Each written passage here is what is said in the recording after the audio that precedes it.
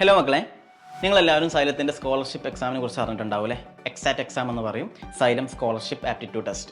ഈ എക്സാമിൽ നല്ലപോലെ സ്കോർ ചെയ്ത കുട്ടികൾക്ക്, ഈ ഒരു എക്സാമിൽ ടോപ്പിൽ വരുന്ന കുട്ടികൾക്ക് ഈ വരുന്ന നീറ്റ് അതേപോലെ കീം ഓൺലൈൻ ഓഫ്ലൈൻ ക്രാഷിൽ അപ് ടു 100% സ്കോളർഷിപ്പോട് നിങ്ങൾക്ക് എന്ത് ചെയ്യാൻ പറ്റും, പഠിക്കാൻ പറ്റും.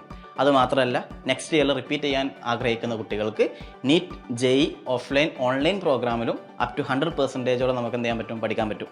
അതുകൊണ്ട് നിങ്ങൾ ഇതിൻ്റെ ഈ എക്സാമിൻ്റെ സീരിയസ്നെസ് മനസ്സിലാക്കി പഠിക്കുക. ഇതിൻ്റെ സിലബസ് ഞാൻ പറയാം. അതായത് നിങ്ങൾക്കിപ്പോൾ നീറ്റിലെ കുട്ടികളാണെങ്കിൽ, നീറ്റ് ഫോക്കസ് ചെയ്യുന്ന കുട്ടികളാണെങ്കിൽ +2ലുള്ള biology, chemistry, physics NCERT based ആയിട്ട് പഠിക്കുക. എൻട്രൻസ് ഓറിയൻറ്റഡ് ക്വസ്റ്റ്യൻസ് ആയിരിക്കും എന്ത് ഉണ്ടാവുക. അതായത് ആക്ച്വൽ നീറ്റ് പാറ്റേണിലായിരിക്കും എന്ത് എക്സാം കണ്ടക്ട് ചെയ്യുക. അപ്പോൾ നിങ്ങൾ +1 നോക്കണ്ട, +2ലുള്ള, വീണ്ടും പറയാം, +2ലുള്ള physics, chemistry, biology entrance oriented ആയിട്ടുള്ള ചോദ്യങ്ങളായിരിക്കും എന്ത് ചെയ്യുക, ചോദിക്കുക. അതായത് NCERT ബേസ്ഡ് തന്നെ ആയിരിക്കും എന്ത് ചെയ്യുക, നിങ്ങളുടെ ക്വസ്റ്റ്യൻസിൽ എന്ത് ചെയ്യുക, കാണാൻ പറ്റുക.